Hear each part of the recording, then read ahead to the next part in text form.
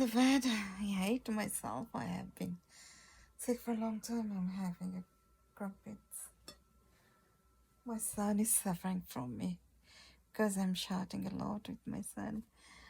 I lost my temper. I mean, I'm not in the right mood.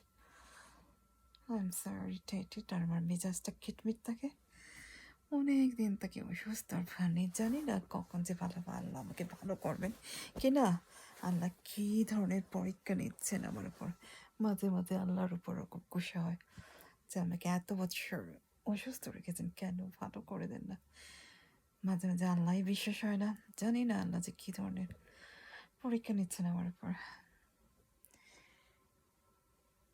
এই আমি শুয়ে আছি বিকেলবেলা